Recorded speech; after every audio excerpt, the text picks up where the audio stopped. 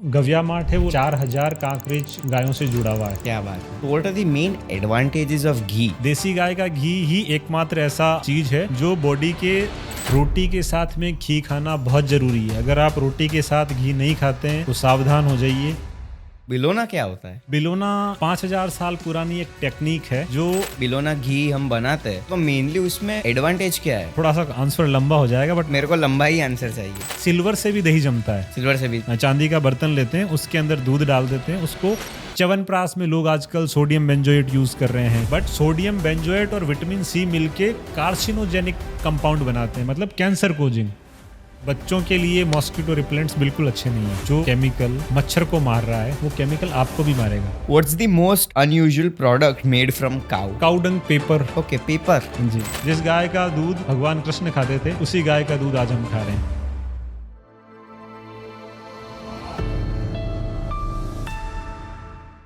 Hello and welcome to Beyond the Noise. I'm your host Dhruvish and today we are having something totally different. आज Beyond the Noise पे we are having a startup founder who is devoting his life only on cows and making some authentic organic products. So let's meet Mr. Ravindra जिन्होंने एक brand बनाई है under the name of Gavya Mart, who is delivering 40 different products made only from cow. So without wasting much of your time, let's get started and let's learn many things from in here. Let's go. Hello and welcome to Beyond the Noise. कैसे हो रविंद्र भाई आप? बिल्कुल ठीक हूँ जी। ये पूरा podcast एक गौ माता के ऊपर हम फोकस करने वाले हैं। जी, आपने पूरी आपकी लाइफ गौ माता में डिवोट कर दी, तो उसके पीछे रीज़न क्या है? रीज़न वैसे कुछ खास तो नहीं है, बट मेरा जो बर्थ है वो बच बारस के दिन हुआ।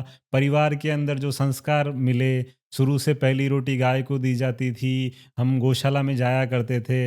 हर 11 को पूनम को पापा मम्मी गौशाला लेके जाते थे, तो वहाँ से गाय के साथ में कनेक्ट था।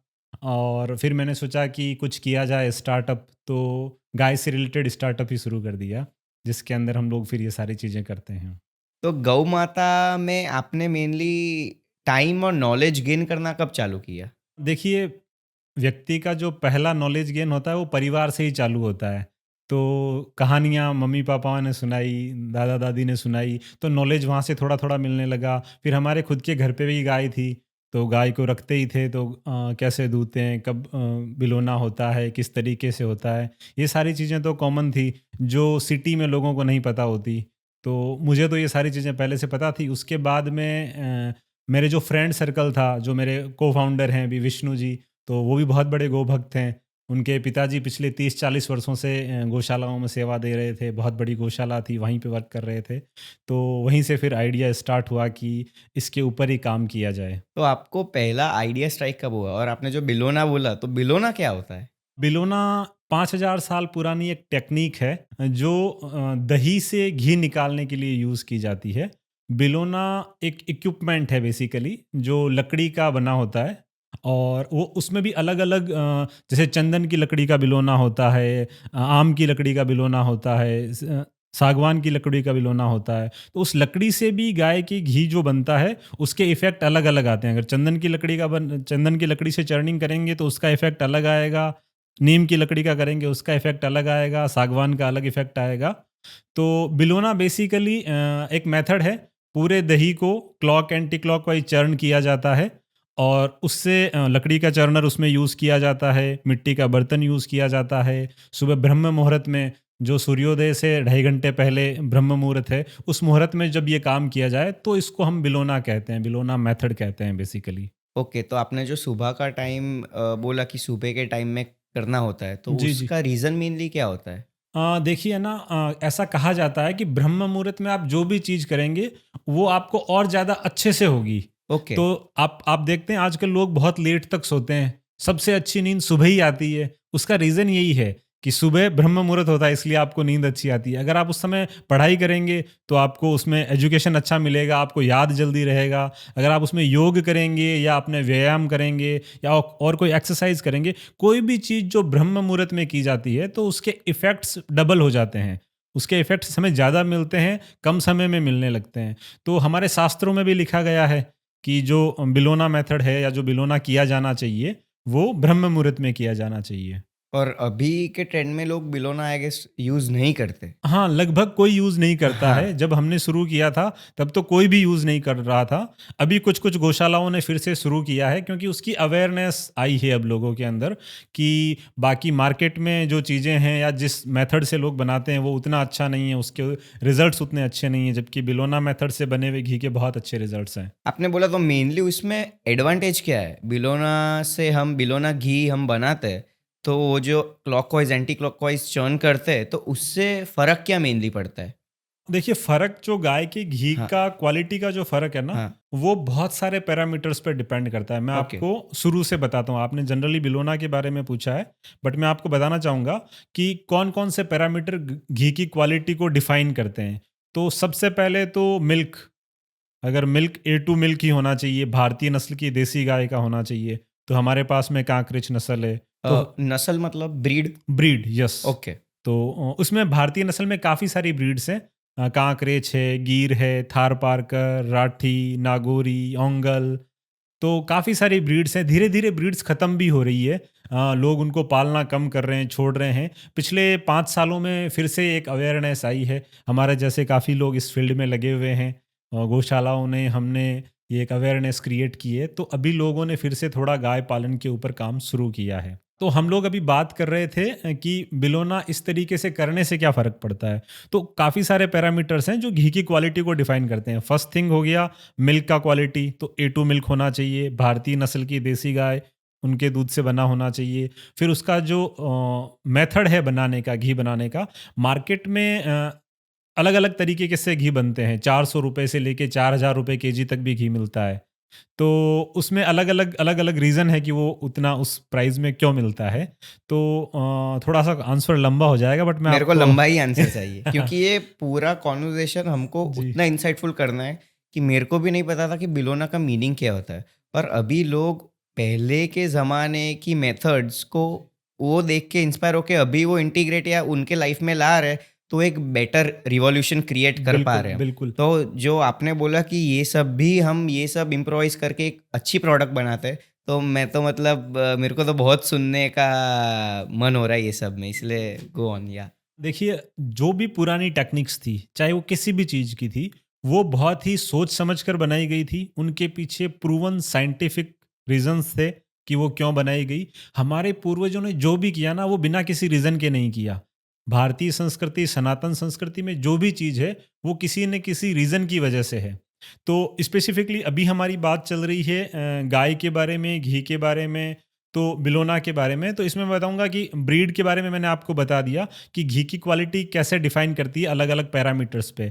तो घी की क्वालिटी डिफ़ाइन करती है मिल्क पे, फर्स्ट सोर्सिंग पे। तो मिल्क भारतीय नस्ल की देसी गौमाता का हो गया, कांकरेज नस्ल की गौमाता का हो गया। फिर उसका जो मिल्किंग किया जाता है, अगर वो मशीन से करेंगे, अगर वो हैंड से करेंगे, तो वो भी उससे भी फ़र्क उससे पड़ता भी है। फ़र्क पड़ता है। तो अगर हाथ से मिल्किंग की जाए तो वो ज़्यादा बेहतर है। हमारे यहाँ पर हाथ से ही मिल्किंग की जाती है। मशीन से क्या होता है कि हमें पता नहीं होता कि कब तक शक करना है, ओके, और काऊ को भी प्रॉब्लम होती है। तो इसकी वजह से रिकमेंड यही है कि हाथ से किया जाना चाहिए। लेकिन जो बड़े फार्म्स हैं, जो कमर्शियल लेवल पे ये कर रहे हैं, उनके लिए ये फिज़िबल नहीं होता। इसके लिए वो मशीन से करते हैं। उसके अलावा तीसरी चीज़ आती है कि किस मेथड से बन रहा है। तो बिलोना जो मेथड है, उसके अंदर पूरा देसी गाय का दूध लेते हैं, फिर उसको धीमी आँच पे गरम करते हैं। गरम करने के बाद में उसको ठंडा होने देते हैं नेचुरली। उसके बाद में उसका दही बनाया जाता है, पूरे दूध से दही बनाते हैं। दही बनाने के लिए भी हम लोग ऐसे, अभी सोचिए पहली बार हम दही कैसे बनाएँगे? भाई दही तो भैंस का भी हो सकता है। हम क्लेम कर रहे हैं कि गाय का, पर सोच लो फर्स्ट टाइम कोई बंदा दही बना रहा है और वो भैंस का यूज़ कर ले, तो वो तो आगे से आगे वही यूज़ कर रहा है, या और किसी नस्ल का कर ले, जर्सी हॉलिस्टन का कर ले। तो हम जर्सी लोग, हॉलिस्टन क्या है? जर्सी हॉलिस्टन एक डिफरेंट ब्रीड है, उसके बारे में अपन आगे बात करेंगे इसमें। तो अभी जैसे दही बनाने के लिए हम क्या करते हैं, आपको नई चीज़ बता रहा हूँ कि सिल्वर से भी दही जमता है। सिल्वर से भी? सिल्वर, ओके, आपके पास अगर कोई चांदी का बर्तन हो, हम लोग ये करते हैं इसलिए मैं आपको बता रहा हूँ कि फर्स्ट टाइम हम क्या करते हैं कि चांदी का बर्तन लेते हैं, उसके अंदर दूध डाल देते हैं, उसको ओवरनाइट रहने देते हैं। 12 से 15 घंटे लगते हैं और वो दूध नेचुरली दही में बदल जाता है। उसमें कुछ नहीं डालना होता। ओके, हाँ जी, तो उस तरीके से जो गाय के दूध से ही बना, उसमें और कोई दही हमने डाला नहीं। नहीं, फर्स्ट टाइम हमने बना लिया, अब उस दही से आगे दही बनता रहेगा। तो फर्स्ट टाइम हमने जब बनाया था तो ये मेथड था, अभी भी हम लोग यूज़ करते रहते हैं बार बार बीच में, चांदी के बर्तन से बनाने का। तो दही बन गया। दही बनने के बाद में उसका ब्रह्म मुहूर्त में ही क्लॉक एंटी क्लॉकवाइज चर्निंग होता है, दाएं बाएं घुमाकर, लकड़ी का उसमें चर्नर रहता है और उससे मक्खन निकलता है। उस मक्खन को गर्म करके घी बनाया जाता है। तो इस मेथड से जो घी निकलता है उसको हम लोग बिलोना घी कहते हैं। इस पूरी प्रक्रिया को बिलोना कहते हैं। तो काफ़ी लोग क्रीम से भी बनाते हैं, कुछ लोग बटर से भी बनाते हैं, काफ़ी अलग अलग मेथड्स हैं। पर हम लोग जनरली बिलोना जो यूज़ करते हैं, वो मैंने बिलोना का आपको बताया कि इस तरीके से हम बिलोना घी बनाते हैं। ओके। तो आपने बोला कि घी मेनली बिलोना से बनता है। तो जी। What are the main advantages of ghee? कि आप घी आपके डेली रूटीन में इन्वॉल्व करते हो या उसको आप यूज़ करते हो, तो उसके मेन फ़ायदे क्या है? हर ह्यूमन को फैट का रिक्वायरमेंट है। हमारी बॉडी को फैट चाहिए।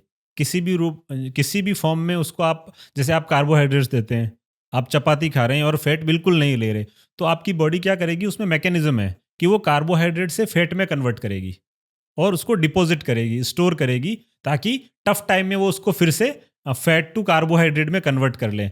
तो गुड फैट की बॉडी को डेली रिक्वायरमेंट होती है। हमारे जितने भी सेल्स के फंक्शंस हैं, ऑर्गन्स के फंक्शंस हैं, उनमें सब में फैट्स रिक्वायरमेंट होती है। तो गुड फैट होनी चाहिए, चाहे वो ऑयल की फॉर्म में हो, नेचुरल ऑयल्स की फॉर्म में, या वो घी की फॉर्म में हो। और देसी गाय के घी के तो बहुत सारे फ़ायदे हैं। मतलब छोटे बच्चे से लेके बूढ़े तक हर किसी के लिए अलग-अलग इसके यूजेस हैं। जैसे मैं आपको बताऊँ शुरुआत से कि सबसे छोटा बच्चा है, तो जब बच्चा बिल्कुल छोटा हो तो उसकी मसाज देसी गाय के घी से ही की जानी चाहिए। देसी गाय का घी ही एकमात्र ऐसा चीज़ है जो बॉडी के जो 7 लेयर्स होती है हमारी स्किन में, उनको पेनिट्रेट करके अंदर तक जाता है। अच्छा। हाँ जी, तो उसको अगर आप धूप में रखें बच्चे को और केवल घी से मसाज करें। अभी मार्केट में बहुत सारे अलग-अलग ऑयल्स आ रहे हैं और बड़ी-बड़ी एमएनसी कंपनीज़ में बहुत करोड़ों का एम्पायर बना रखा है केवल मसाज ऑयल्स के ऊपर ही, बेबी मसाज ऑयल्स के ऊपर ही। जबकि हमारी पुरातन जो संस्कृति थी, जो सनातन संस्कृति थी, उसमें केवल देसी गाय का घी यूज़ किया जाता था। घी से ही मसाज होती थी। तो पहली चीज़ मसाज करने के लिए यूज़ हो गया। उसके अलावा नाभि में, हमारे बॉडी की जितनी भी नाड़ियाँ हैं वो नाभि से कनेक्टेड है। बच्चा माँ के गर्भ में नाभि से कनेक्टेड होता है। नाभि से ही उसके यहाँ चारों तरफ जितनी नाड़ियाँ हैं वो नाभि से अटैच होती है। तो नाभि में घी लगाना, हर व्यक्ति को नाभि में घी लगाना चाहिए। सर्दी, गर्मी, बरसात, आपके कभी होंठ नहीं फटेंगे, आपके कभी तलवे नहीं फटेंगे, आपको कभी ड्राइनेस नहीं होगी। मतलब आप नाभि में जो घी लगाएँगे वो आपके हेयर्स तक आता है। क्या बात कर रहे हैं? आपको हेयर्स को नरिशमेंट वो दे देगा। आप ट्राई कर लीजिए, ये प्रूवन फ़ॉर्मूला है। आपके अगर होंठ फट रहे हो, अभी सर्दी का टाइम है, तो आप नाभि पे घी लगाइए केवल 3 दिन के लिए। आपके होंठ बिल्कुल ठीक हो जाएँगे और वो अंदर की साइड से। ऐसा नहीं कि हमने ऊपर कुछ अप्लाई किया और उससे ठीक हो रहा है। तो ये नेचुरल रेमेडी है और ये केवल होंठ ठीक होने के बारे में नहीं है। होंठ कैसे ठीक हुए? क्योंकि उसने अंदर से नरिशमेंट दिया, मॉइस्चराइज़ेशन दिया, तो ये नेचुरल मॉइस्चराइज़र है। आप आउटर अप्लाई करते हैं तो भी ठीक है, नाभि पे लगाते हैं तो भी ठीक है। नाभि पे लगाते हैं तो आप सोचिए आपके लिप्स तक आया है, हाँ, वही। तो आपकी पूरी बॉडी में वो गया है, हेयर्स तक भी वो जाता है। उसके अलावा एक और फ़ॉर्म होता है घी को यूज़ करने का, लोगों को शायद थोड़ा अलग लगे, नेस्ट्राइल में। हमारे जो दोनों नाक हैं उसके अंदर 2-2 ड्रॉप घी, इसको नस्यकर्म कहते हैं आयुर्वेद में। नस्यकर्म में तो क्या होता है कि ज़्यादा क्वांटिटी में घी डाला जाता है, 10-10 एमएल भी घी डालते हैं नाक में। उसकी एक पूरी अलग प्रक्रिया है। ये जो शोधन की जो प्रक्रिया होती है ना, पूरे शरीर का शोधन किया जाए, डिटॉक्सिफिकेशन जिसको कहते हैं, तो उसके अंदर वमन, विरेचन, नस्य, ये सारे कर्म होते हैं। बट नस्या ड्रॉप एक अलग चीज़ है कि आप दोनों नेस्ट्राइल में 2-2 ड्रॉप डाल लीजिए, तो गर्दन से ऊपर के जितने रोग हैं वो सारे आपके क्लियर रहेंगे। मतलब सीएनएस से रिलेटेड कोई इश्यू आपको नहीं होगा, आपकी याददाश्त शक्ति बढ़ेगी, आपका हेयर लॉस कम होगा, आपकी आईसाइट ठीक रहेगी, ईयर्स, मतलब गर्दन, कॉलर बोन से ऊपर के जितने रोग हैं उनमें सब में, रोग का मतलब उन रोगों को वो होने ही नहीं देगा। आयुर्वेद के अंदर आप मानिए कि 90% जो चीज़ें हैं ना, वो रोगों को रोकने के लिए नहीं, रोगों को उपचार के लिए नहीं है। वो रोग हो ही नहीं उसके लिए है कि आपने घी खा लिया, आपने नेस्टाइल में घी ले लिया, नाभि में लगा लिया और 2 चम्मच घी डेली खा लिया, तो फिर आपको बाकी मेडिसिन्स की ज़रूरत नहीं है। आयुर्वेद में 10% ही मेडिसिन है, बाकी सब प्रिकॉशन है। ओके। स्वस्थ को बनाए रखना ही आयुर्वेद का काम है। आयुर्वेद का काम रोगी को ठीक करना उतना ज़्यादा नहीं है। कोई रोगी हो ही ना, वो आयुर्वेद का कार्य है। तो ये पूरा मेरे को तो इतने बेनिफिट्स पता ही नहीं थे कि जी, घी जी। ये इसके सब। और बहुत सारे बेनिफिट्स हैं। अच्छा। रोटी में, चपाती में, आप रोटी के साथ खाएँगे, ग्लाइसेमिक इंडेक्स कम हो जाएगा, आपका पाचन अच्छे से होगा, आपको कभी भी कॉन्स्टिपेशन का इश्यू नहीं होगा। आज भारत के अंदर लगभग 60% लोगों को कॉन्स्टिपेशन का इश्यू है। आफ्टर 40 और ज़्यादा बढ़ जाता है ये। तो जब भी खाना खा रहे हो उससे पहले अगर खा सकते हैं, तो गर्म पानी में सुबह लोग लेते हैं, कॉफ़ी चाय के साथ में भी घी लेते हैं, वरना गर्म पानी के साथ में भी 1 चम्मच बिलोना घी डाल के यूज़ किया जा सकता है। वो नहीं करना चाहें तो खाने से पहले 1 चम्मच घी डायरेक्टली खा सकते हैं, बाद में रोटी के साथ भी घी खा सकते हैं, तो उससे भी आपका कॉन्स्टिपेशन का इश्यू नहीं रहेगा। जो प्रेग्नेंट वुमन है, आपको ध्यान में है पहले एक प्रेग्नेंट वुमन एक प्रेगनेंसी में 30 से 40 लीटर घी खाती थी। अच्छा। 30 से 40 लीटर, मतलब घी एंटी एजिंग भी है। वो जो बॉडी का स्ट्रक्चर इधर-उधर हो गया उसको ठीक भी करता है, बॉडी को रिपेयर भी करता है। सारी चीज़ें घी से हो सकती है। आप सोचिए कि हमारे शास्त्रों में क्यों कहा गया होगा या लोग क्यों खाते थे? आप पूछ लीजिएगा। जो हमारी दादी थी उन्होंने 30 केजी घी खाया था। अभी लोग नहीं खा रहे हैं, अभी उनको फिर सप्लीमेंट लेने पड़ रहे हैं, 9-9 महीने मेडिसिन्स लेनी पड़ रही है, उठ नहीं पा रहे हैं, 2 से ज़्यादा बच्चे नहीं हैं। लोगों के पहले 10-10 बच्चे हो रहे थे और सारी चीज़ें नॉर्मली चल रही थी, फिगर मेंटेन था और 30 केजी घी, 40 केजी घी, मेरी दादी ने 40 केजी घी खा रखा है। क्या बात कर रहे हो? मैं अपने अकेले का कंज़प्शन बता रहा हूँ, मैं देखो मोटा नहीं हूँ, पर मैं लगभग 1 से सवा केजी घी मैं अकेले केवल चम्मच से खाता हूँ सुबह। डेली 1 चम्मच घी खाता हूँ। अच्छा, हाँ जी। इतने सारा। तो अभी जिम में आप जाते हो ना, तो आपका जो ट्रेनर होता है या जो न्यूट्रिशनिस्ट होती है, दे टेल यू कि आप रोटी के ऊपर घी मत लगाओ। क्यों? क्योंकि फैट बढ़ जाएगा आपका। तो लोगों को ये इन्फ्लुएंस उतना हो रहा है कि वो they prevent eating ghee in their normal diet और इन द नॉर्मल रूटीन। तो ये एक बहुत बड़ा मिथ है। बिल्कुल, ये 100% मिथ है। अभी ये साइंटिफिकली प्रूवन है, इसके रिज़ल्ट्स हैं। आप सर्च कर लीजिए, गूगल कर लीजिए। रोटी के साथ में घी खाना बहुत ज़रूरी है। अगर आप रोटी के साथ घी नहीं खाते हैं, तो सावधान हो जाइए। बहुत सारे डिज़ीज़ आपको आने वाले हैं, बहुत सारी प्रॉब्लम्स आपको होने वाले हैं। कॉन्स्टिपेशन आपको 100% होगा, गैस और आफरे की समस्याएँ आपको 100% होगी, अगर आप रोटी, चावल, दाल के साथ में घी नहीं खा रहे हैं तो। तो घी ज़रूर खाना चाहिए। रोटी के साथ घी खाना कंपल्सरी है, मैंडेटरी है आयुर्वेद में तो। अभी मॉडर्न साइंस तो बहुत सारी ऐसी कॉन्ट्रा इंडिकेटरी चीज़ें लाती है कि ये मत करो, वो मत करो, लेकिन उससे आप देख रहे हैं कि प्रॉब्लम्स बढ़ ही रही है, कम नहीं हो रही। आप कंपेयर कर लीजिए आज के 60 साल पुराने वाले व्यक्ति को और अभी के व्यक्ति को, तो आपको पता चल जाएगा जो घी खाता था, घी वाली रोटी खाता था, उसका स्ट्रेंथ और इम्यूनिटी देख लीजिए। जो नहीं खाता है और जिम में सप्लीमेंट ले रहा है, उसका आप इम्यूनिटी और स्ट्रेंथ देख लीजिए।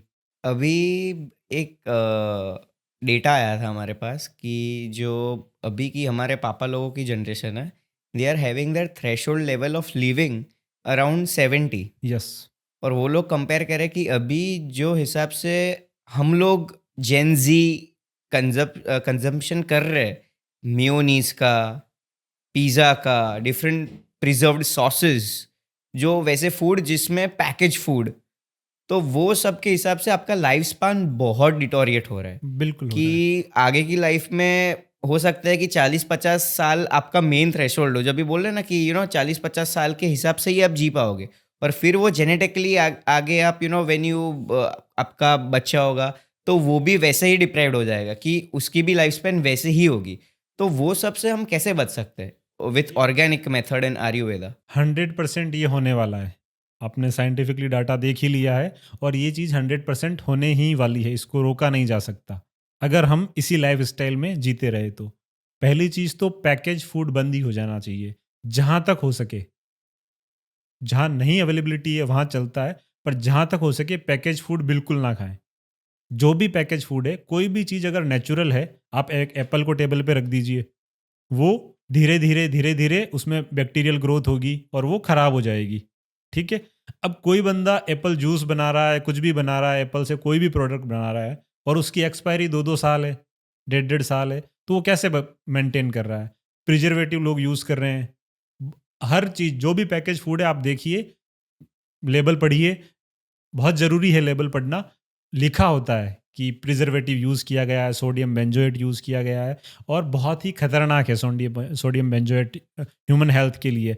च्यवनप्राश में लोग आजकल सोडियम बेंजोएट यूज़ कर रहे हैं, जबकि च्यवनप्राश में जनरली प्रिजर्वेशन की ज़रूरत नहीं होती। हम लोग जो च्यवनप्राश बनाते हैं उसमें नहीं करते हैं, बट सोडियम बेंजोएट और विटामिन सी मिलके कार्सिनोजेनिक कंपाउंड बनाते हैं, मतलब कैंसर कोजिंग।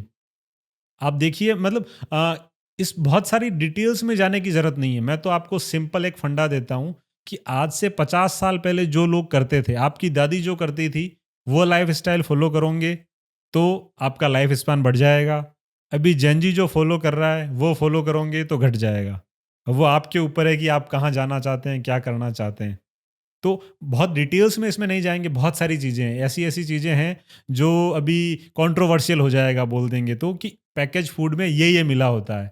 जो लेबल कंटेंट भी आजकल लोग गलत लिखने लग गए हैं। तो उसमें तो एफएसएसएआई फसाई करके है, हाँ, तो वो चेक करता है, तो उसमें अगर वो इंग्रेडिएंट होता है और वो लोगों ने मेंशन नहीं किया होता, तो you can't sell that product. तो उसमें भी अभी इंडिया में अभी उतना ज़्यादा आया नहीं है ये।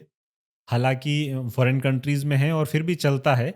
लेकिन उसमें लिखा होता है कि ये पैरामीटर्स, जैसे मान लीजिए सोडियम बेंजोएट है, तो ये परमिटेड लिमिट्स में डाला गया है। लेकिन कोई भी उस परमिटेड लिमिट्स में डालता नहीं है।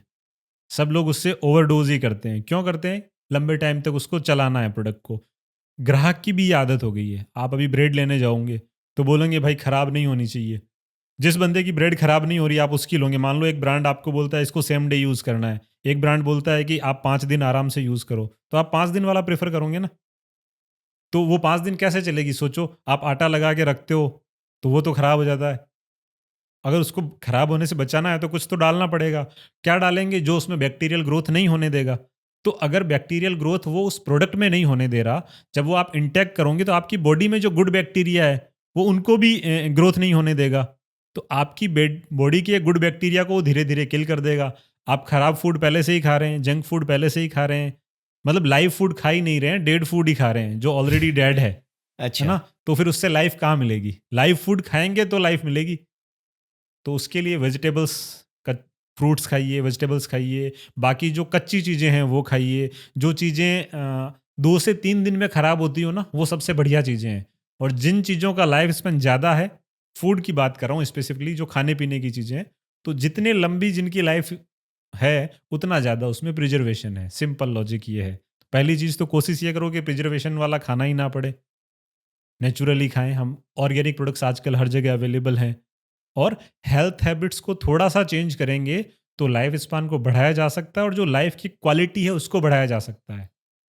लाइफ लंबी हो और बीमारियों से हो, तो उसका भी कोई मीनिंग नहीं है। सही बात है। स्वस्थ हो, तो उसके लिए आयुर्वेद काम करता है। अगर आप आयुर्वेदिक दिनचर्या फ़ॉलो करें, आयुर्वेदिक प्रोडक्ट्स का यूज़ करें, जो मैंने आपको बताया चीज़ों का, कि सुबह उठ के गर्म पानी पीना, घी का नियमित सेवन करना, fresh vegetables and fruits daily basis पे कंज़्यूम करना, भोजन दिन में 3 ही बार करना, बार-बार जो क्रेविंग होती रहती है और हर कभी पिज़्ज़ा खा लिया, कभी बर्गर खा लिया, कभी नमकीन खा ली, कभी कुछ खा लिया, तो उससे हमारी जठराग्नि बिगड़ जाती है।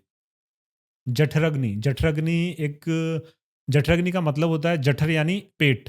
पेट में एक अग्नि होती है, आयुर्वेद में उसका नाम जठराग्नि है, जो भोजन को पचाती है। ओके।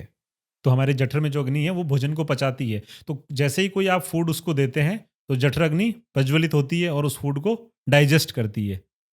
अब आपने थोड़ी देर में जठराग्नि जली थी, थोड़ी देर में फिर जला दी, थोड़ी देर में फिर जला दी, कुछ न कुछ खाते रहे, तो फिर आपको रिफ्लेक्सेस आजकल लोगों को हो रहे हैं, फूड वापस ऊपर की तरफ आने लगता हाँ। है, गैस होती है, इंडाइजेशन होता है, आफरा और बहुत सारी चीज़ें हो रही है, लोगों को पेट से रिलेटेड काफ़ी प्रॉब्लम्स हैं। मैंने देखा है कॉन्स्टिपेशन और गैस, और ये तो बहुत नॉर्मल है। और लोग पूछते हैं कि कोई आयुर्वेद में मेडिसिन है क्या इनको ठीक करने के लिए? मेरे को कोई पाउडर दे दो। मैं लोगों को बोलता हूँ, खाने के बाद में पानी पीना बंद कर दो। खाने के 30 से 45 मिनट के बाद पानी पीना चाहिए। खाने के बाद, भोजन के बाद पानी विष के समान है। अच्छा। भोजनान्ते विषम वारी, वारी यानी पानी। तो वो नहीं पीना चाहिए। आयुर्वेद की जो दिनचर्या है उसके अकॉर्डिंग अगर आप खाना खाते हैं उसके 30 से 45 मिनट बाद पानी पिए तो ठीक है। तो सुबह उठिए, गर्म पानी पीजिए, दूध, दही, घी का सेवन कीजिए, फ्रेश फ्रूट और वेजिटेबल्स का सेवन कीजिए, पैकेज फूड कम से कम यूज़ कीजिए, क्योंकि बिल्कुल यूज़ नहीं करना तो आजकल मेट्रो सिटीज़ में पॉसिबल नहीं है। कम से कम यूज़ कीजिए। भोजन के बाद में 30 से 45 मिनट तक पानी मत पीजिए। रात का भोजन 7 बजे से पहले कर लीजिए।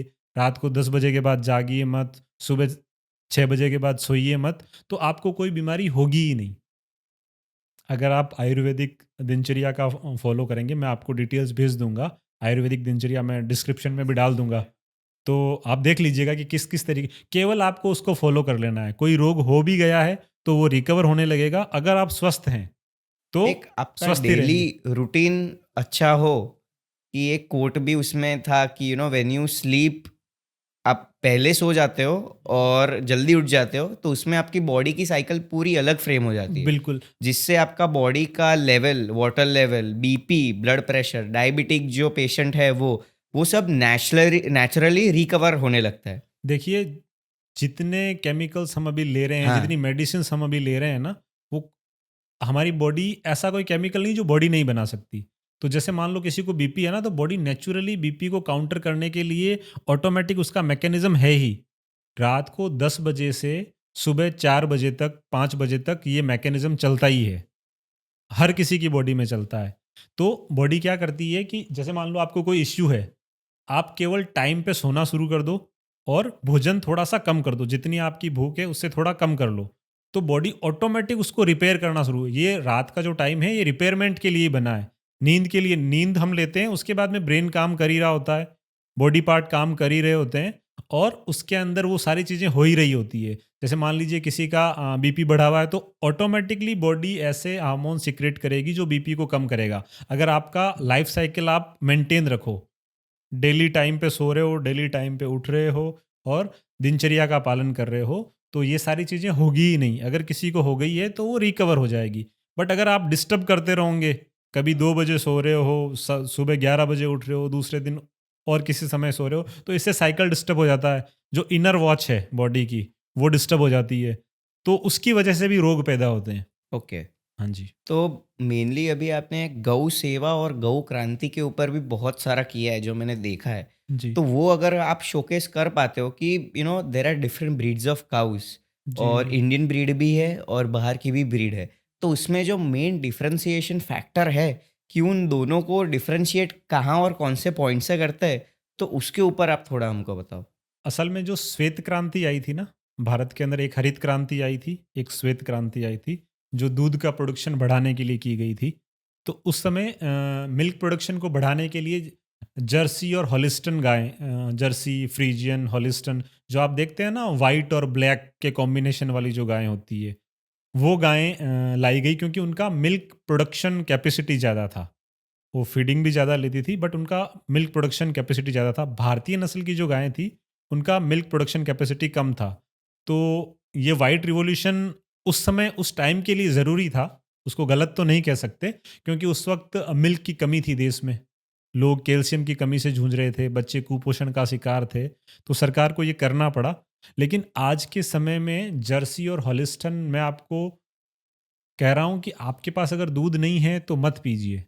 लेकिन अगर जो आप ये दूध पी रहे हैं जर्सी, हॉलिस्टन, फ्रीजियन का, तो वो आपको ठीक नहीं कर रहा है, वो आपको बीमार कर रहा है।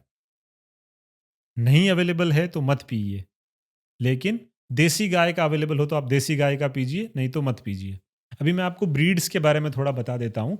जैसे हमारे पास में कांकरेज नस्ल है, जो भारत की सबसे पुरानी नस्लों में से एक है। सबसे पुरानी ब्रीड। सबसे पुरानी ब्रीड है कांकरेज नस्ल। भगवान कृष्ण जो गाय चराते थे ना, वो कांकरेज, आप भगवान कृष्ण की कोई भी फ़ोटो देखिए, उसमें बड़े सींगों वाली एक गाय होती है, उनके पीछे सफ़ेद कलर की। उसके झुंड में भी आप देखिए, जितनी फ़ोटोज़ बनाई गई है, हालाँकि फ़ोटोज़ भी बहुत लेट बनी, लेकिन जो भी डिस्क्रिप्शन उनको मिला होगा, वो उसी गाय का मिला है। तो कांकरेज, जो ये भी मोहनजोदड़ो की खुदाई हुई थी, उसके अंदर भी कांकरेज गाय के साक्ष्य मिले हैं। तो कांकरेज भारत की सबसे पुरानी नस्ल है, जिस पे हम लोग अभी काम कर रहे हैं, और ये सबसे बढ़िया नस्ल मैं तो मानता हूँ। भारतीय नस्ल की गायों में और जर्सी हॉलिस्टन में क्या डिफरेंस है, वो मैं आपको थोड़ा डिस्क्राइब कर दूं, कि जो ये जर्सी, हॉलिस्टन, फ्रीजियन जितनी भी गायें हैं, इनको काऊ एंड पिग के जीन्स से मिला के बनाया गया है। पिग, अच्छा, तो पिग पिग को इन्वॉल्व किया है इसमें। हाँ, पिग को इसमें इन्वॉल्व किया है। तो उसका, पिग का मिल्क कैपेसिटी ज़्यादा था प्रोडक्शन का, तो इसका ऐसा कुछ साइंटिस्ट ने रिसर्च करके और अलग अलग पैरामीटर कॉम्बिनेशन मिलाए और इस पिग से ये बना है। ठीक है। और जो भारतीय नस्ल की गोमाता है वो नेचुरल गाय, जो भगवान कृष्ण के समय से जिस गाय का दूध भगवान कृष्ण खाते थे उसी गाय का दूध आज हम खा रहे हैं, जो कांकरेज नस्ल हमारे पास में है। तो कांकरेज गाय की विशेषता क्या होती है? बड़े सींग होते हैं, बड़ा कदकाठी होता है, उसके ऊपर एक कुंभ होता है जिसको हम वो हम्प बोलते हैं। तो उस हम्प के अंदर एक सूर्य केतु नाड़ी होती है। सूर्य केतु नाड़ी का काम क्या होता है कि सूर्य से प्रकाश को अवशोषित करती है और उसको बीटा कैरोटीन में कन्वर्ट करती है। बीटा कैरोटीन के कारण ही जो गाय का गोमूत्र है, गोबर है, दूध है, घी है, उनमें पीलापन आता है। और साइंटिफिकली प्रूवन हुआ है कि अच्छा। गोमूत्र में सोना मिला है, गोल्ड कंपाउंड। जैसे हम कहते हैं ना, सोना चांदी च्यवनप्राश खाओ, उसमें बहुत थोड़ा सा सोना मिला होता है। तो उसी तरीके से अगर आपको कुछ नहीं, आप गाय का घी देखिए, पीला क्यों होता है? बीटा कैरोटीन उसमें ज़्यादा है। तो स्वर्ण तत्व गाय के घी में है। सोना दे सुरक्षित तन, चांदी दे तेज दिमाग। तो पहले लोग है ना सोने और चांदी के बर्तनों में खाते थे, राजा महाराजा। किस लिए खाते थे? कि उनका शरीर ठीक रहे, स्वस्थ रहे वो लोग। तो आजकल हम वो तो खा नहीं सकते, लेकिन अगर हम घी को अपनी दिनचर्या में शामिल करें, अगर हम गाय का घी खाएं तो जो पीला होता है, जो बिलोना मेथड से बनता है, तो हमें स्वर्ण तत्व की पूर्ति भी होती है और वो ऊष्मा देता है, गर्मी प्रदान करता है शरीर को। तो जर्सी और हॉलिस्टन के अंदर हम फ़र्क देख रहे थे। तो जर्सी और हॉलिस्टन जो है वो तो मिक्स ब्रीड है, लैब में तैयार की गई गाय है। जो भारतीय नस्लें, केवल मैं कांकरेज की बात नहीं कर रहा, टोटल 37 ब्रीड्स हैं। हर स्टेट की पहले एक ब्रीड थी, हर एक क्षेत्र की। स्टेट तो चलो बाद में हुए, जैसे कि हमारे यहाँ राजस्थान और गुजरात में कांकरेज हो गई, गिर हो गई और थार पारकर हो गई, ये है। नागौर में नागौरी हो गई, साउथ में ओंगल हो गई, पुंगनूर हो गई, हिमाचल में बद्री हो गई। तो इस तरीके से हर क्षेत्र की अपनी-अपनी एक गाय होती थी, अपने-अपने तरीके के उसमें ऑटोमैटिक मॉडिफ़िकेशंस होते रहते हैं टाइम के साथ में। Time, weather. हाँ, वेदर बहुत सारी चीज़ें इस पे डिपेंड करती है। तो उनसे जैसे होता है ना कि पहाड़ों पे जो लोग रहते हैं उनकी हाइट कम होने लगती है जी, हाँ, धीरे-धीरे। हाँ। तो जो गाय पहाड़ों पे, उसकी हाइट भी भी कम हो कम है, रही है। हाँ। तो ऐसा अलग-अलग वो अपना अडॉप्शन कर्व होता है हर एक जीन्स का। तो उसके अकॉर्डिंग, पर सारी गायों की जो माता कही जाती है वो कांकरेज गाय है। ओके, तो उसके सबसे बड़े सींग होते हैं, सबसे ज़्यादा स्वामी भक्त होती है। ओके। अगर आप हमारे खेत में 2 गाय खुली हैं, तो कोई अननोन पर्सन घुस नहीं सकता, अननोन पर्सन हमें परेशान नहीं कर सकता। उसमें प्यार भी बहुत है। वो अपने बच्चे को, आप 100 लो बछड़ों के भीड़ हो और 100 ही गायें हो, 100 ही बछड़े हो, तो बछड़ा अपनी माँ को पहचान लेता है, माँ अपने बछड़े को पहचान लेती है। भैंसों में ऐसा नहीं होता। भैंस में आप कोई भी बछड़ा किसी भी भैंस के नीचे लगा दो, वो उसको दूध पिला देगी। उसको पता नहीं उसको चले। पता नहीं चलता है। कहते हैं ना, भैंस के आगे बीन बजाना, मतलब भैंस की बुद्धि कम होती है थोड़ी और गाय की बुद्धिमत्ता ज़्यादा होती है। उसमें भी कांकरेज गाय सबसे ज़्यादा समझदार गाय मानी जाती है। अच्छा, उसमें जो बौद्धिक है वो सबसे अधिक है। तो वो अपने बच्चे को पहचानती है और छोटा-सा बच्चा जो अभी 2 दिन का है, वो 100 गाय बंधी हो, आप उसको खोलो, वो अपनी माँ के पास ही जाएगा। तो उसको भी पता उसको भी चल पता जाता है। चलता है कि ये मेरी माँ है और उसको रिकॉग्निशन है, उसका है। तो ये आपने गायों के बारे में तो बता दिया, बट आपने जो मेन स्टार्टअप किया है गव्य मार्ट के ऊपर, तो उसमें आप बेसिकली कौन-सी गाय के दूध की प्रोडक्ट इन्वॉल्व करते हो ये सब में? गव्या मीन्स, गव्या यानी गाय का, मार्ट यानी बाजार। गाय के उत्पादों का एक बाजार बनाने का हमारा ऐसा संकल्प हुआ। तो 2016 में हमने इसका फाउंडेशन किया, मैंने और विष्णु जी ने मिलके। और इसके अंदर हम लोग कांकरेज नस्ल पे शुरू से काम कर रहे हैं। पहले से हमारे घर पे भी कांकरेज थी। अभी जो नंदनवन गौशाला है वहाँ पर भी कांकरेज है, हमारी खुद की ओन कांकरेज काउज़ हैं। तो हम लोगों ने जो स्टार्टअप किया, इसके अंदर हम लोग शुरू से कांकरेज गाय पर ही काम कर रहे हैं। अभी गुजरात में गिर पे थोड़ा ज़्यादा है, या गिर का अवेयरनेस ज़्यादा है। तो उसके लिए हम फिर बाद में गिर गाय कुछ लेकर आए। बाकी मेनली हमारा काम कांकरेज नस्ल पे ही है। और कांकरेज नस्ल पे केवल ऐसा नहीं कि हम घी बनाते हैं। देखिए, हर व्यक्ति के घर पे पहले गाय थी। हर कोई व्यक्ति आज से 50-60 साल पहले गाय रखता था। अभी हर किसी ने रखनी बंद कर दी। गाँव में भी लोगों ने रखनी बंद कर दी। शहर में तो चलो जगह नहीं है। गाँव वालों ने क्यों बंद की? क्योंकि उसका कॉस्टिंग उनको ज़्यादा आता था। जो मिल्क, जैसे मान लीजिए देसी गाय है, वो 4 लीटर दूध देती है। तो 4 लीटर दूध का जो मूल्य है और उसको पालने का जो मूल्य है, तो पालना बड़ा मुश्किल था। तो उसकी वजह से धीरे-धीरे लोग गोपालन से हटते गए, दूर होते गए और फिर सब लोगों ने पाउच पकड़ लिए और पाउच में वही आ रहा है, जर्सी, हॉलिस्टन, फ्रीजियन। भारत के अंदर 75 टू 80% जर्सी और हॉलिस्टन और क्रॉस ब्रीड ही है। नेचुरल जो ब्रीड है वो 20% ही बची है और वो भी धीरे-धीरे कम हो रही है, जिस पे हम काम कर रहे हैं या हमारे जैसे और लोग काम कर रहे हैं।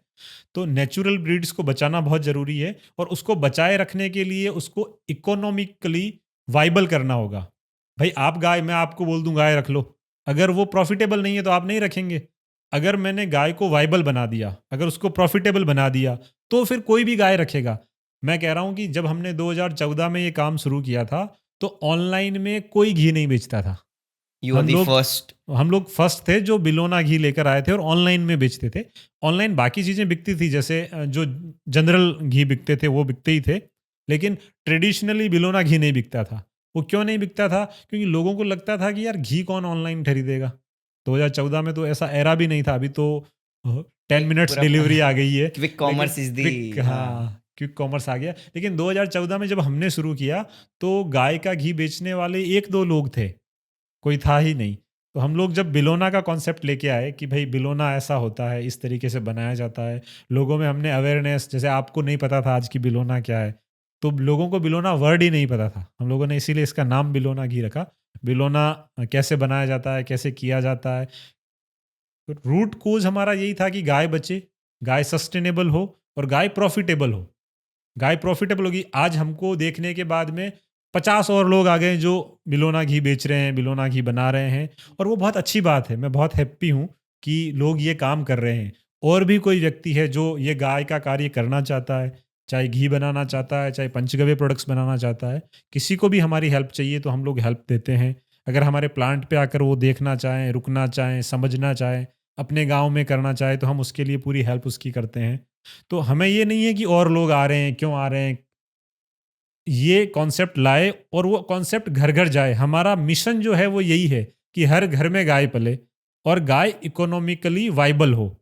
पहले लोग गाय क्यों नहीं पालते थे? कि भाई घी बेचते थे तो भी वो उसका कॉस्टिंग नहीं आ पाता था। अभी हम क्या करते हैं, हमारा कॉस्टिंग कैसे आता है मैं आपको बताऊँ। मार्केट में 3-3 हज़ार रुपए केजी भी घी बिकता है। 4,000 रुपए केजी भी घी बिकता है। कई लोग हमें बोलते हैं कि सर आपका घी सस्ता क्यों है?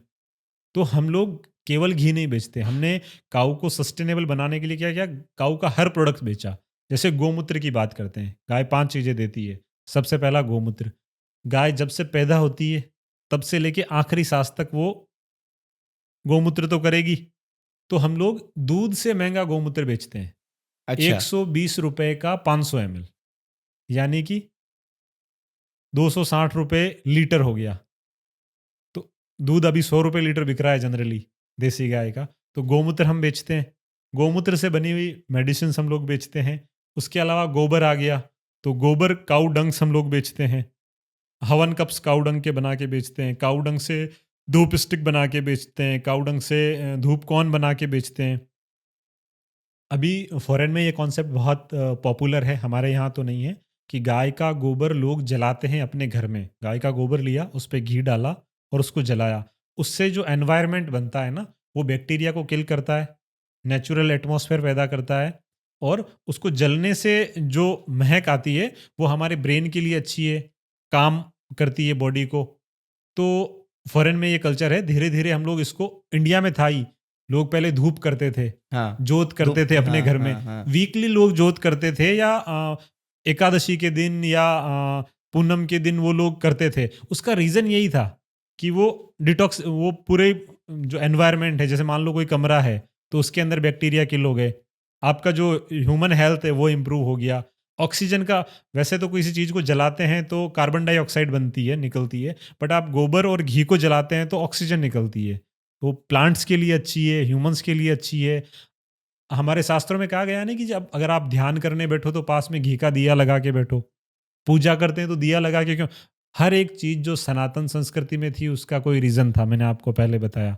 तो दिया लगाने से कंसंट्रेशन बढ़ता है, पॉजिटिव वाइब्स रहती है, पॉजिटिविटी बनी रहती है, ऑक्सीजन बढ़ी रहती है एनवायरनमेंट में, तो उससे उसका ध्यान अच्छे से लग पाता है और अच्छे से सारा काम हो हो पाता पाता है। है। तो हम गव्य मार्ट के पर्सपेक्टिव से देखें तो जी। आपकी सबसे फेमस प्रोडक्ट कैटेगरी में कौन सी है जो आपने वो प्रोडक्ट चालू की तो ये पूरा आप स्टार्टअप इकोसिस्टम आपने बिल्ड किया, और I guess you would be the first one जो अपने आपके फार्म की ही गायों से दूध लेकर इतने सब variety of products, I guess you are having 40 different products in yes, Gavya Mart. Yes. तो एक गाय में से 40 डिफरेंट प्रोडक्ट आ रही है, तो उसका इम्पोर्टेंस हमारे लाइफ में कितना होगा वो लोगों को भी नहीं पता, और मेरे को भी उतना नहीं पता जितना आपको पता है। तो वैसी कौन सी मेन प्रोडक्ट है जिससे आपने इतना सब स्केल अप किया? वो हमारा फर्स्ट प्रोडक्ट जो हमने 2016 में लॉन्च किया वो बिलोना घी था, ओके, फर्स्ट प्रोडक्ट, और आज भी वो हमारा टॉप सेलर है। ओके। ठीक है। फिर बिलोना घी के बाद में सेकंड नंबर पे एक नस्या ड्रॉप।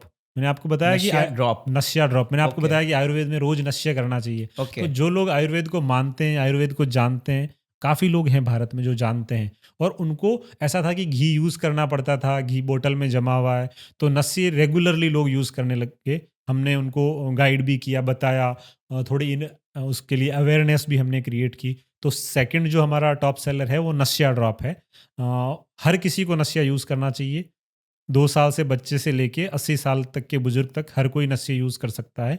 2-2 ड्रॉप केवल आप गाय के घी की डाल लेंगे तो भी बढ़िया है। नस्ये ड्रॉप क्या है? घी का ही एक इम्प्रूव्ड वर्जन है जिसको पंचगव्य घृत कहते हैं हम, जिसमें गाय के 5 गव्य होते हैं। जैसे कि नस्ये ड्रॉप में क्या होता है? गाय का दूध, गाय का दही, गाय का घी, गोबर, रस, गोमूत्र, ये 5 चीज़ें, इनको मिक्स मिक्स करते करके हैं, हाँ। बॉयल करते हैं तो केवल लास्ट में घी बचता है। फिर उसमें ब्राह्मी, शंखपुष्पी और तुलसी हम लोग डालते हैं, तो उसका एक्सट्रैक्ट भी उसमें आ जाता है, और उसको 15 ml की बॉटल्स में पैक करके ड्रॉपर के साथ हम देते हैं ताकि कन्वीनियंस हो। अभी लोगों को कन्वीनियंस चाहिए। अब लोगों को पता है कि ये करना है, बट अभी कर नहीं पाते ना। अभी मैं आपको बोलूँ कल से घी डालना चालू करो नेस्ट्राइल में, तो कैसे डालेंगे? पहली बात तो लोगों को सुनने में ही अजीब लगता है कि कि लोग डालते होंगे क्या? कंफर्टेबल नहीं रहेगा मेरे को कंफर्टेबल कि रहेगा, नहीं हाँ। रहेगा, बट बहुत कंफर्टेबल है। मैं आपको बताऊँ, हमारा जो इनर नेस्ट्राइल है ना, वो फैट से ही बना हुआ है। बॉडी के जो इनर स्ट्रक्चर है वो उन पे सब पे फैट की लेयर है ही, उनको फैट चाहिए ही। तो आप फैट घी डालेंगे तो कोई उसमें कुछ इश्यू नहीं होगा। आप उसको लिक्विफाई कर लीजिए। कोई भी घी आपके घर पे जो बिलोना का घी हो, देसी गाय का हो, बाकी मार्केट वाला ना यूज़ करें, वो आपको हार्म कर सकता है। तो देसी गाय का घी हो उसको आप डायरेक्टली डाल सकते हैं नेस्ट्राइल में। नेस्ट्राइल नहीं तो हमारा नस्या ड्रॉप जो प्रोडक्ट है वो यूज़ कर सकते हैं। उसमें 5 पंचगव्य हैं, तो वो आपको नींद, अभी लोगों को बहुत नींद की प्रॉब्लम है, इंसोम्निया है, तो नींद में बहुत अच्छा काम करता है। जिन लोगों को डीप स्लीप नहीं आती उनके लिए नस्या बहुत अच्छा है। जिन लोगों को खर्राटे आते हैं उनके लिए नस्या ड्रॉप बहुत अच्छा है। जिन लोगों की याददाश्त कमज़ोर हो रही है उनके लिए बहुत अच्छा है। जिनको ब्रेन से रिलेटेड कोई इश्यू है, सीएनएस से रिलेटेड कोई भी इश्यू है, कहते हैं ना ब्रेन में वो थक्का जमने लगता है, ब्लड का हाँ, क्लॉट। क्लॉटिंग होने लगती है, तो उसके लिए भी नस्या ड्रॉप बहुत अच्छा है। मतलब ये रोग की कोई औषधि नहीं है, इसको डेली लाइफ में यूज़ करना है, ये दिनचर्या का पार्ट है। तो अगर आप उसको यूज़ करेंगे तो बहुत बढ़िया है। तो वैसे हमारे टॉप टॉप सेलर में 7-8 प्रोडक्ट हैं 40 में।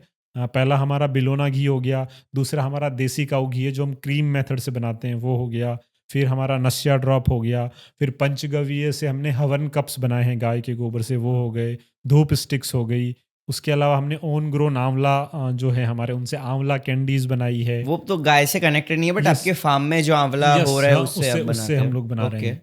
फिर? हाँ, तो गाय से रिलेटेड ये सारे प्रोडक्ट्स हैं हमारे पास में। और मेनली ज़्यादा कौन सा है? कि घी तो हमको पता चल गया, बट वैसे भी बहुत प्रोडक्ट होती है जो मैंने आपके वेबसाइट पे देखी थी, that you are creating something known as mosquito repellent, yes, जिसमें आप यू आर एडिंग गौमूत्र, और वो आप अगर मॉस्किटो रेपेलेंट वाला जो मशीन है which you connect on the plug in device, तो वो डालते हो तो you are getting a goods, मच्छर सब चले जाते हैं। हाँ, उससे तो फ्रेगनेंस भी हाँ, बहुत अच्छा हाँ, आता है, हाँ, मच्छर भी चले जाते हैं हाँ। और ज़ीरो हार्म।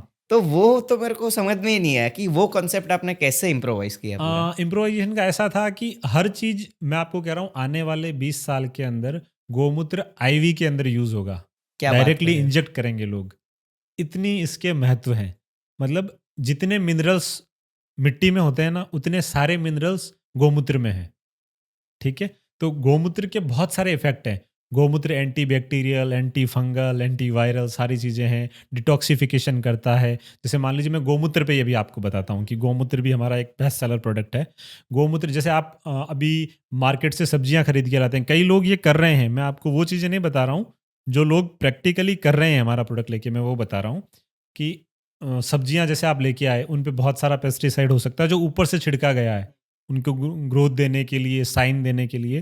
तो आप पानी लीजिए, उसमें एक ढक्कन गोमूत्र डाल लीजिए और उससे सब्जियों को धो लीजिए, या उस सब्जी को 20 मिनट 15 मिनट के लिए उस पानी में रख दीजिए, तो वो उसको डिटॉक्सिफाई कर देगा। बॉडी को डिटॉक्सिफाई करता है। डेली आप गोमूत्र का एक ढक्कन पी सकते हैं, 3-3 महीने 4-4 महीने के बाद में 1 महीने का गैप देके लाइफ टाइम तक गोमूत्र पिया जा सकता है।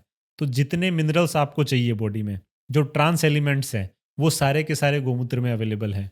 तो गोमूत्र तो आयुर्वेदिक के अंदर गोमूत्र से बहुत सारी औषधियाँ बनी हैं।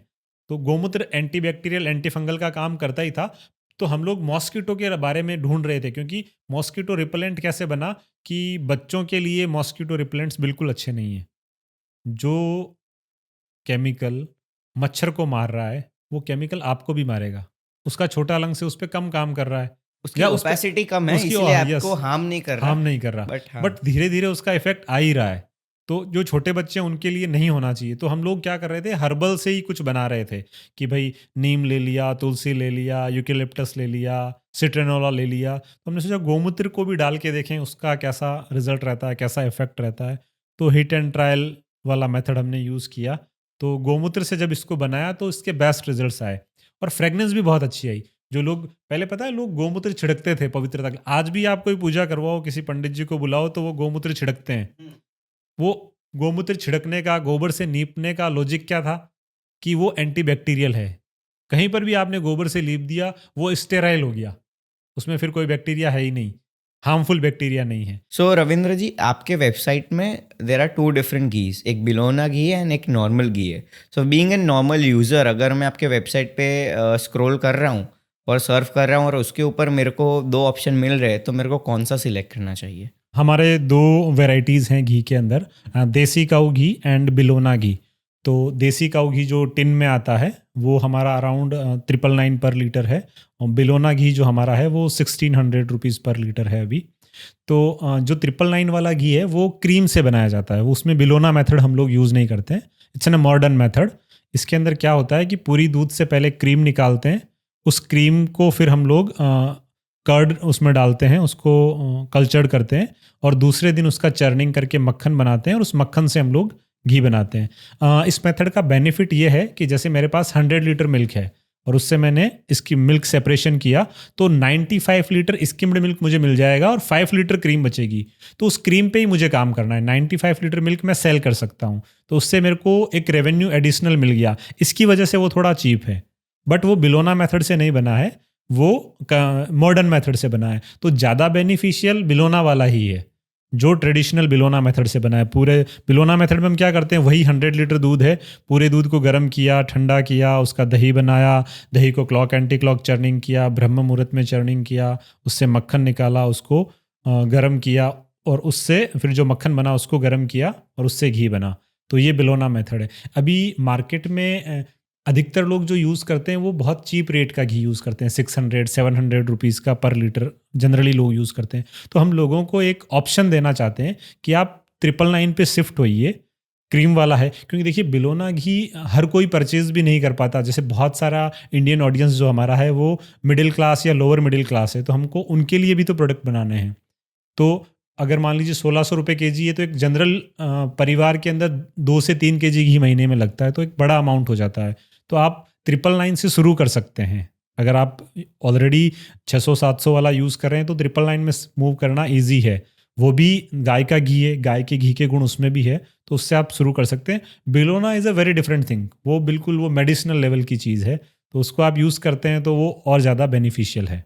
ओके, तो thank you so much for the insight कि हमको भी डिफरेंस पता चले, क्योंकि कभी लोग क्या करते हैं कि प्राइस देख के स्विफ्ट दे शिफ्ट कि नहीं मेरे को नहीं लेना, बट उनको नहीं पता चलता कि आप ये प्राइस पे सेल कर रहे हो तो उसके पीछे भी आप उनको एडिशनल बेनिफिट्स दे वैल्यू दे रहे सो हैं। फॉर चार्जिंग 1600 रुपीज़, वैसा नहीं है कि you are getting a normal ghee, you are getting the most Nutritious. Nutritious ghee जिसमें मेडिकल बेनिफिट्स भी है। जी। तो रविंद्र जी, गव्य मार्ट के बारे में अगर मैं आपको पूछूं तो आप ऑपरेशंस मेनली कैसे संभालते हो? कि आपने बोला कि आपके पास आपका खुद का ही फार्म है जिससे you provide this various 40 different categories of products.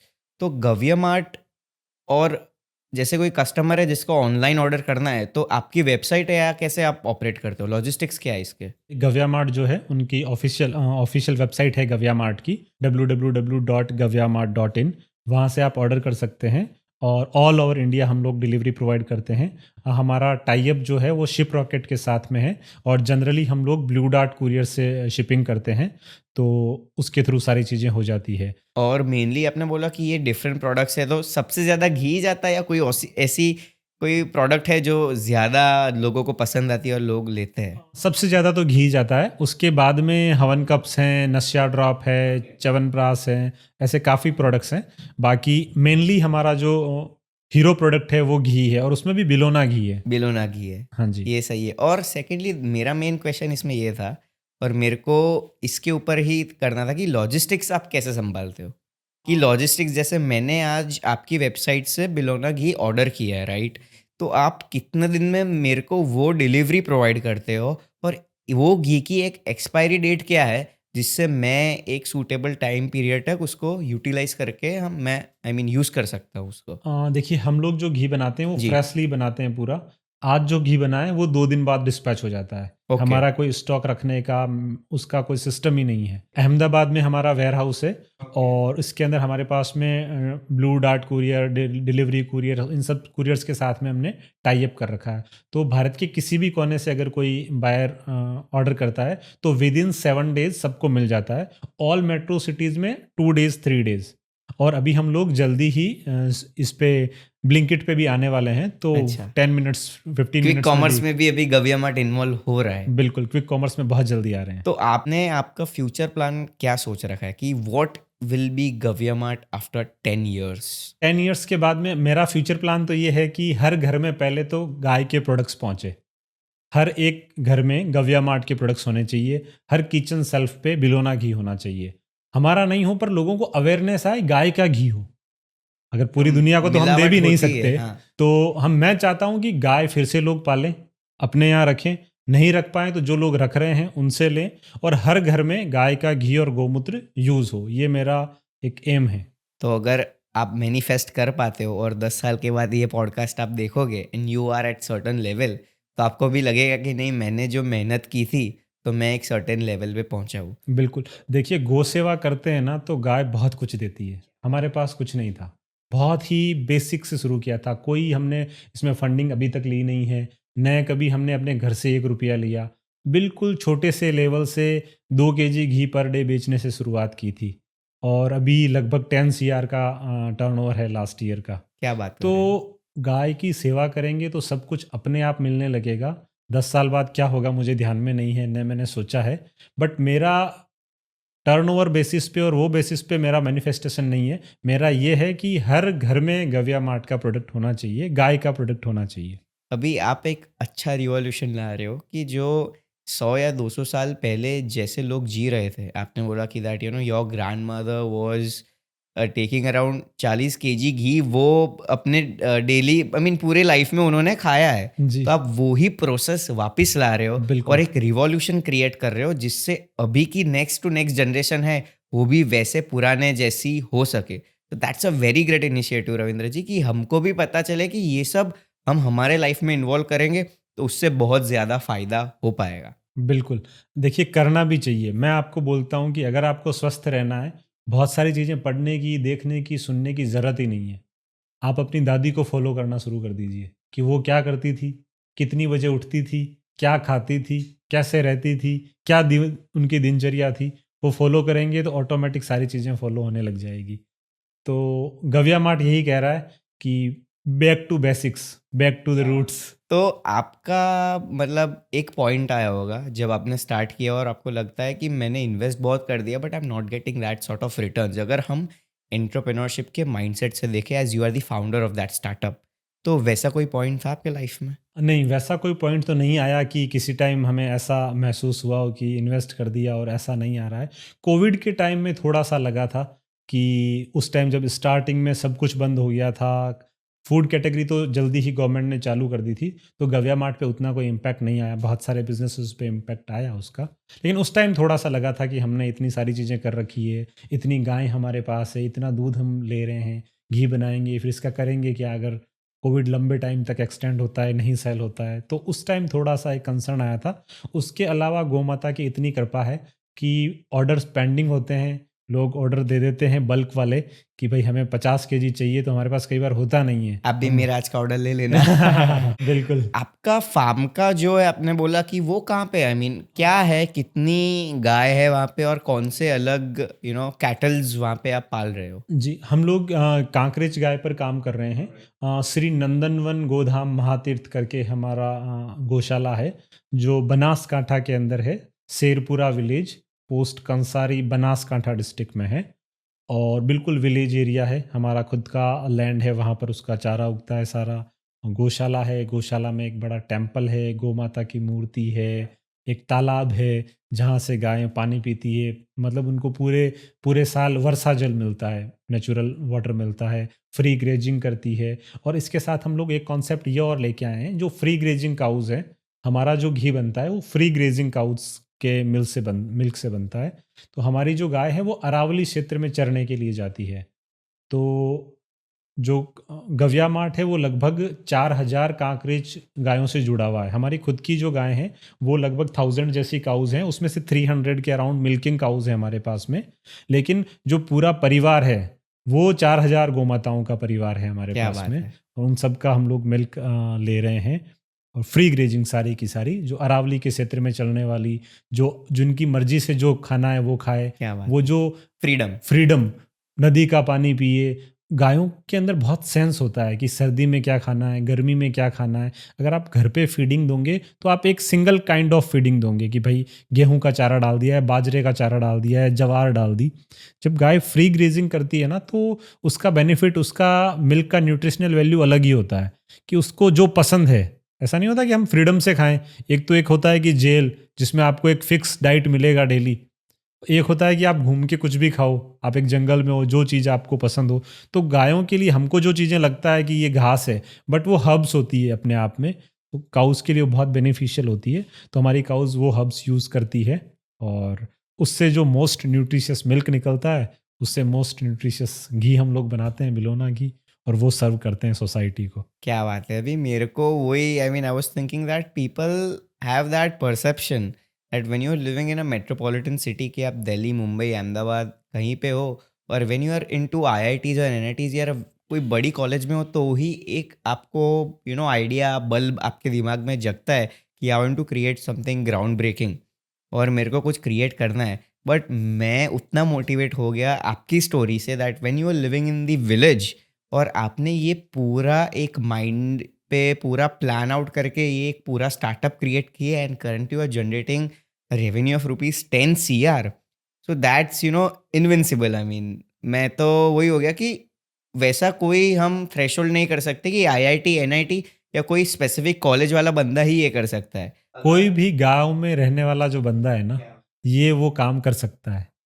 मैं तो चाहता हूँ कि ज़्यादा से ज़्यादा लोग गाय पालें, ज़्यादा से ज़्यादा ये बिजनेस करें, लोग और गाय के घी वाले फील्ड में आए, अच्छी तरीके से करें, प्योरिटी बेचें, उसको ख़राब ना करें मार्केट को।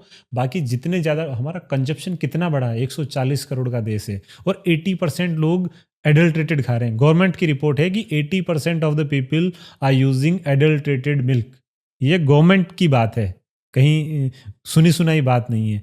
तो अगर सारा व्यक्ति, अगर हर गांव का व्यक्ति ये करने लगे तो बहुत अच्छा हो जाए, लोगों को अच्छी चीज़ें मिलेगी।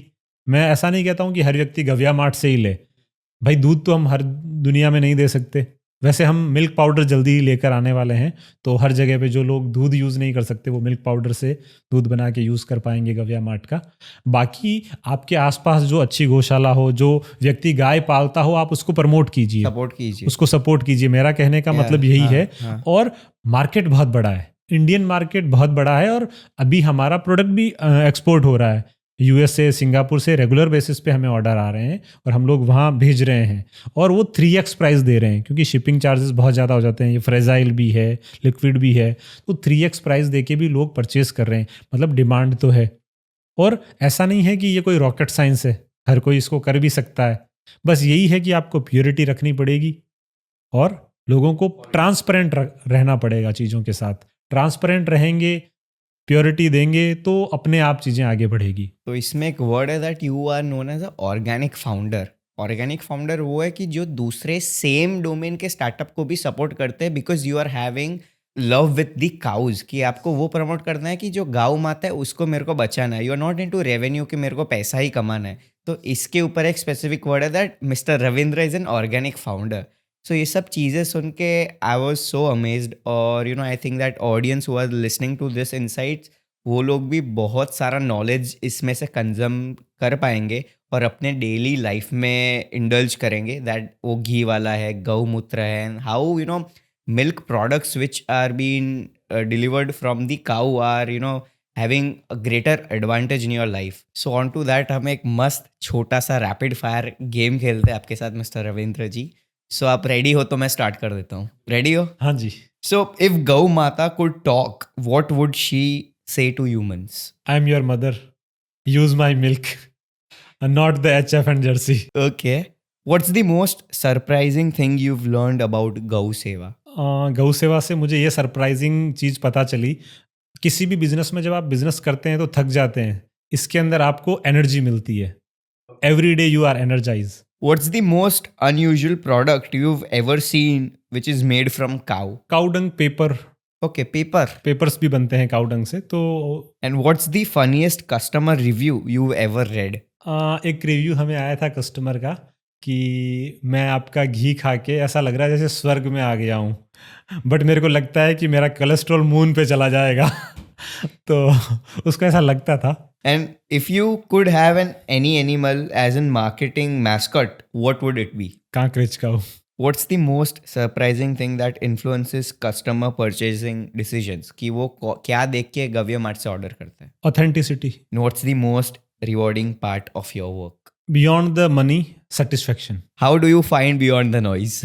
कोई पॉडकास्ट का शॉर्ट दिखा था, शॉर्ट से फिर मैं वीडियो पे गया था, और वीडियो पे फिर मैंने आपका जो वो वीडियो था ना हेल्थ के ऊपर कि आपको एक्सरसाइज करना चाहिए, उसके ऊपर वो वीडियो मैंने देखा था।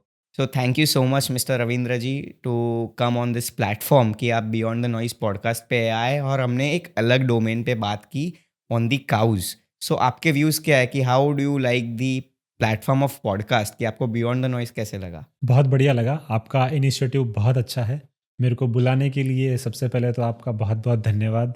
अधिकतर लोग बिजनेसमैन्स को बुलाते हैं या बड़े लोगों को बुलाते हैं, बट आपने एक नया डोमेन देखा, काउ डोमेन देखा और आपने कांटेक्ट किया, उसके लिए हार्टली थैंकफुल। तो मुझे बहुत अच्छा लगा यहाँ आके, और बहुत अच्छा टीम है। Thank you so much. और आप मेरे को एक नॉर्मल बता दो कि अगर मेरे को ऑर्डर करना ही है और he is living not in India, तो आप वो कैसे आप हमें ईमेल पे ऑर्डर दे सकते हैं, व्हाट्सएप पे दे सकते हैं, हमारी वेबसाइट पे कर सकते हैं, और gavyamart.com करके इंटरनेशनल वेबसाइट हमारी लाइव है अभी, उस पर अभी हमने US से एक्टिव किया है क्योंकि सबसे ज़्यादा कस्टमर हमारे USA के हैं।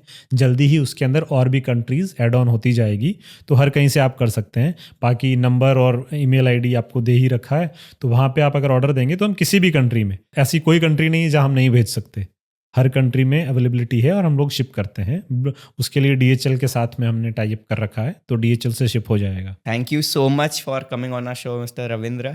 एंड ये सब सुन के सबको भी पता चलेगा कि ये क्या है and how they are using the packaged food and adulterated product, so that this can be a great insight to each and every viewer who are watching us. So, you know, what I say is that please subscribe us and follow us for more content, because we are having a goal to deliver an insightful conversation. कि हम लोग ये सब startup founders को इसलिए pitch कर रहे हैं कि आप इतना सब नॉलेज जो आपके एंड में है वो बाहर निकाल के you can deliver it to many audience. तो thank you so much mister Ravindra ji for coming on our show. Thank you very much.